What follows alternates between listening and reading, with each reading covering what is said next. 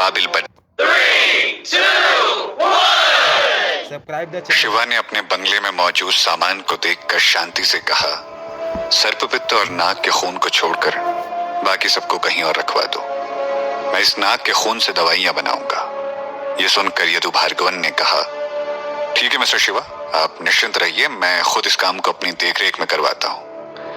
ये कहने के बाद यदु भार्गवन बाकी चीजों को वहां से लेकर चला गया।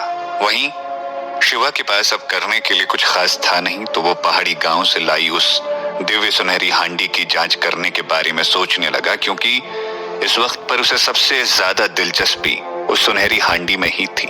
इसी वजह से शिवा ने जल्द ही बाकी सबको भी वहां से रवाना कर दिया। फिर शिवा अपनी दिव्य हांडी को लेकर दूसरी मंजिल पर गया और उसे देखते हुए कहा, इसका आकार और धातु काफी अद्भुत है और इसका आकार बदला भी जा सकता है। इसका मतलब साफ है कि ये एक दिव्य वस्तु है, लेकिन फिर ये धरती लोक पर क्या कर रही है? शिवा इस बारे में काफी देर तक सोचता रहा, लेकिन उसे इस बात का कोई जवाब नहीं मिला। वैसे अगर नागलोक में ऐसी कोई दिव्य वस्तु होती तो उसे कोई हैरानी नहीं होती, लेकिन धरती लोक पर ऐसी दिव्य वस्तु का होना थोड़ा आश्चर्य से भरा था। भले ही धरती का इतिहास काफी पुराना था, लेकिन कलयुग की शुरुआत में ही सारी दिव्य चीजें नष्ट हो गई थी।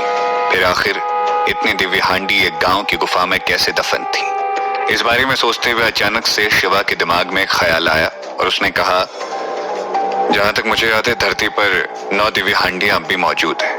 कहीं ये उन्हीं 9 दिव्य हांडियों में से एक तो नहीं है? जैसे ही शिवा ने कहा, अचानक से टेबल पर रखी हुई दिव्य हांडी हिलने लगी, मानो जैसे वो शिवा की बातों का जवाब दे रही हो। ये देखकर शिवा काफी खुश हो गया। फिर उसे हांडी के ऊपर चमकते हुए कुछ शब्द नजर आए, पहाड़ और नदियां। भले ही ये शब्द प्राचीन तमिल भाषा में लिखे गए थे, लेकिन फिर भी शिवा को समझ आ गए और उसने तुरंत कहा, पहाड़ और नदियां? कहीं ऐसा तो नहीं कि ये सभी पहाड़ों और नदियों की ऊर्जा को अपने अंदर समाहित करने वाली दिव्य हांडी है? ये कहते वक्त शिवा की आंखों में एक अलग सी चमक नजर आने लगी। उसे आज से पहले इतनी खुशी और उत्सुकता कभी नहीं हुई थी।